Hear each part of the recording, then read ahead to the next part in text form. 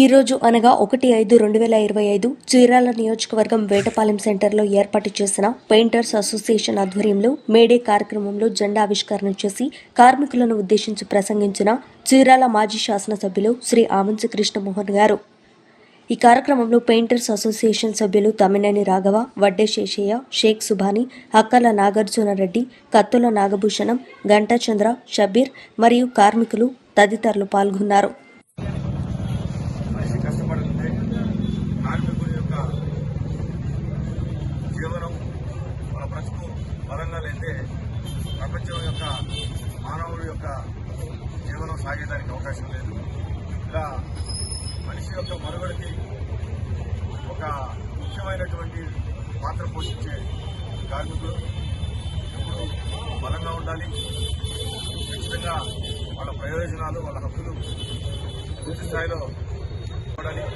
ఇలా మన భారతదేశంలో కాదు, ప్రపంచవ్యాప్తంగా కూడా ఎన్ని రకాల సాంకేతికపరమైనటువంటి అభివృద్ధిని, పురోగతిని సాధించినా కార్మికుడు ప్రమేయం లేకుండా మనిషి యొక్క మనుగడ సాధించేదానికి లేదు. ఏ ఒక్క రంగం కూడా అది అభివృద్ధి చెందేదానికి అవకాశం లేదనేది మనం స్పష్టంగా అర్థం చేసుకున్నటువంటి విషయం.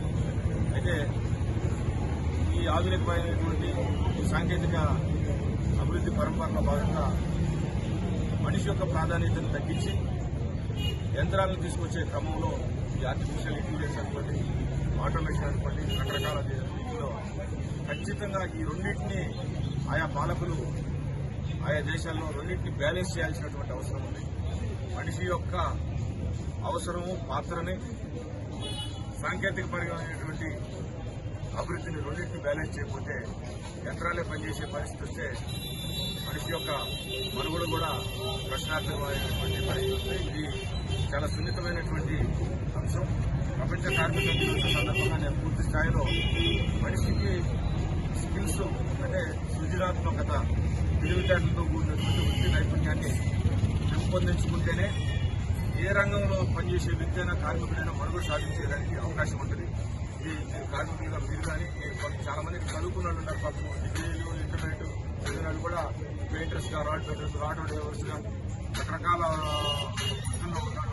ఈ పిల్లలను కూడా ఏ రంగంలో మీరు సెటిల్ చేయాలనుకున్న వృత్తి నైపుణ్యం లేదే, వాళ్ళకి స్కిల్స్ లేదే, వాళ్ళకి పరిజ్ఞానం లేదే ఆ వృత్తిలో రాణించేదానికి అవకాశం లేదు. దీన్ని కూడా మీరు బలంగా కార్మికులుగా మీరు మీ పిల్లల భవిష్యత్తుని రెండింటిని దృష్టిలో పెట్టుకుని చదివాల్సినటువంటి పరిస్థితి కానీ, క్రమశిక్షణ నేర్పించాల్సిన పరిస్థితి, వృత్తి నైపుణ్యాన్ని పెంపొందించుకోవాల్సినటువంటి అవసరం ఉందని ఖచ్చితంగా ఇవి కాక స్థానికంగా ఉండేటువంటి కార్మికులకు సంబంధించినటువంటి ఏ రంగానికి సంబంధించినటువంటి కార్మికుల సమస్యలైనా మేము మా సొంత సమస్యలుగా భావించి గత 2.5 దశాబ్దాల నుంచి మీకు తోడుంటం జరిగింది. భవిష్యత్తులో కూడా ఏ చిన్న సమస్య వచ్చినా దాన్ని నా సమస్యగా భావించి మీకు తోడుంటారని చెప్పి సందర్భంగా తెలియజేసుకుంటూ ఈరోజు ఈ కార్యక్రమం ఏర్పాటు చేసినటువంటి వేటపాలెం మండల పెయింటర్స్ అసోసియేషన్ ప్రెసిడెంట్ గారికి, మన